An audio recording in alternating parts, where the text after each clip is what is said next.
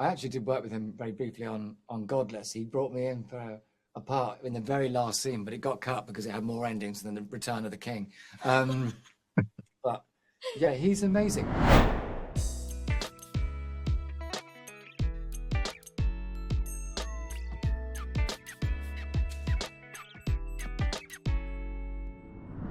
So, hi, I'm Jonathan Bloomberg, writing for Movie Scene in Sweden. Hi, lovely to meet you.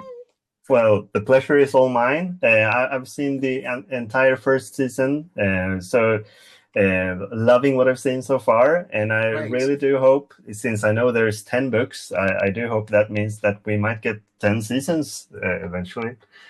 So we'll see what happens. But I wanted to start by asking you, Matthew, because I know you've worked with Malin Åkerman in Watchmen and Malin Buska in A Discovery of Witches, and now ALEXEJ. So what have you learned by working with Swedes on these projects for all of these years?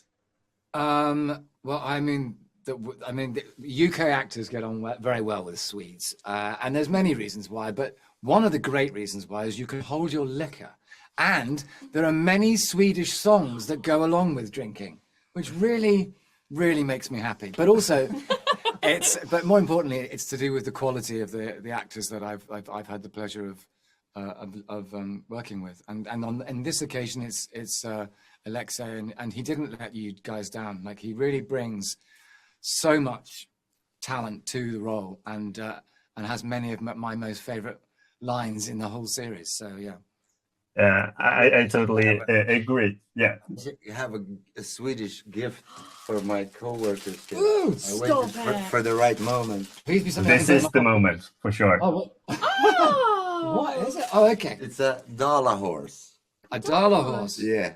All right. What does Perfect. You put it on your shelf. Oh, you put it on your shelf. Yeah. Okay. And look at it and Thank you think very of much. Sweden. Nice. Thank you. I like mine. Good one, ALEXEJ. I must say that Akram on the show is, as you said, Matthew, he has some of the best lines. Yeah. And me having seen the movie version of the adaptation of this book too, Akram is very different from Assad, who was the kind of the same character. Yeah. So I was just wanting to know for you how that kind of preparations for that role was, ALEXEJ, what you and Scott Frank talked about, what you wanted to do there. So the big preparation was not to get influenced by the films or the books, and to stay fresh. And then we created a backstory, and just Scott actually allowed me to come with my own, and then he just directed me on the day. And you know, it's I presented a reference for the character, which he loved. I'm not gonna disclose that, but yeah, it's based on a very charming guy from the Middle East. Yeah. Yeah, I kind of feel like if this wouldn't work out the way I think it will, we still need the kind of prequel series for how Akram ended up in the UK. Oh yeah. Oh yeah. Hopefully. I would watch that. We've discussed this. Yeah. That would be great. Yeah. We're going to call that series just simply "I Am Akram." Yeah. Yeah, perfect. I'll watch it. So Leah, so how was it for you? Because your character Rose also gets to do a lot on this season, but there is a certain moment where your character really has a good idea, but she's not allowed to finish her sentence. They interrupt her constantly. Yeah. So I wanted to know a bit about that scene in particular and what you felt playing this character. Oh, I love Rose because she's so she's at a point in her life where she's so ready to prove herself, and I think entering into this department is the perfect way of doing it. But it's not lost on me that there's a lot of boys around, and There's a good scene. Is it in episode 4 where we're interviewing Sabrine and we make comments about it being like a rugby boys club. Yeah. But I think Scott like leans into that with the writing, and Rose is so aware, but also does not let that hold her back or get in the way at all. Like she will, and she has so many amazing moments where she proves herself, I think, against all odds. She's brilliant. Yeah, I totally agree.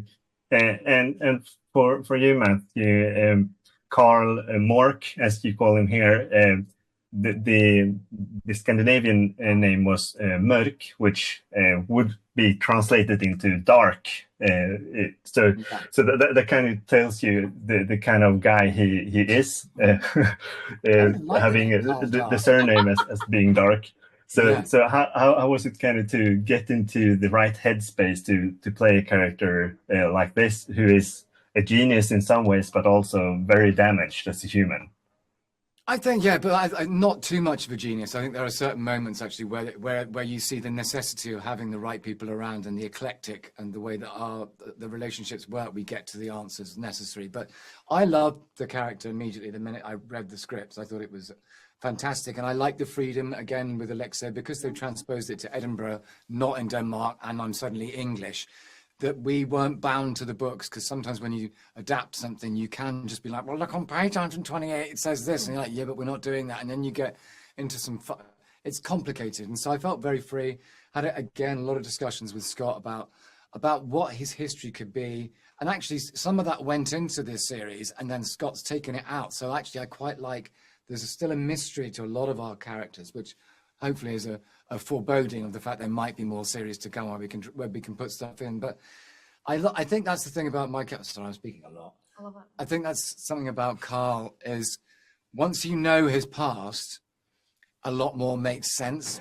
So it's not just someone being abrasive for the reasons. There's a deep psychological scarring and physical and mental scarring, and you know, and they're all carrying this kind of scarring. But the great thing about being Mork is I get to work with everybody. So I have a great relationship with, I mean, not great, but I have a rocky relationship with everyone. And so that leads to just a lot of fun for me. Yeah, a lot of good scenes for sure. Yeah, a lot of good scenes. You've mentioned Scott, and like The Queen's Gambit it's one of my favorite TV shows, and he's done plenty of good movies. And you made The Lookout with him like 15 years plus ago. So I was wondering kind of the difference between working with him then on that movie and what he's gone through since then, and you've gone through since then. If the collaborations between you were very different now, or just the same as back then? Well, it's exactly the same. Like he's been one of the best screenwriters ever since he came out with Little Man Tate. It's his work, and it's the same reaction I had when I read that script when I was, you know, back in my 20s in LA. I had the same reaction, going, oh, okay, this is proper. This is what an amazing script looks like, and you just go, I can't wait to be involved in it. Scott himself hasn't changed a huge amount. He's still just this evil genius who's just, I mean, he's just so smart. I think when Daddy's in charge, you just feel very relaxed and comfortable. Yeah. We did have another director too, and she was amazing, lovely Italian director. But when Scott comes back, you just feel like, because it's more like he's an auteur.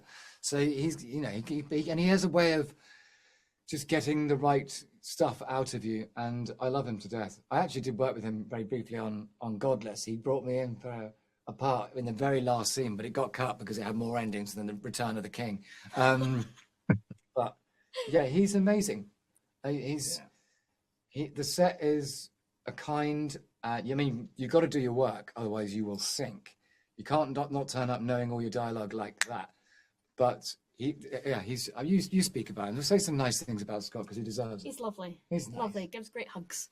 No, he's just so like great hugs, better dialogue. Yeah, perfect. But he's got so much pinpoint accuracy, but it doesn't even like, you know, his direction is so to the point, and I think he just knows how to work with actors, and I think he knows when to like leave them alone, he knows not to like overstep, but he knows when to like intervene and to guide you on the right path. And for like, you know, this is one of the first kind of major sets that I've been on, and I've never felt so like protected and but also just like trusted as well. And yeah, he's so special for being able to give that.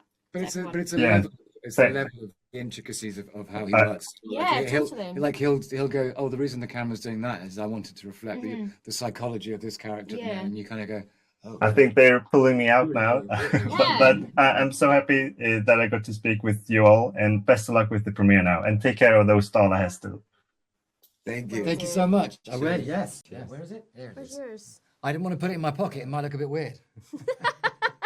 Bye-bye. Bye-bye, thank you. Bye.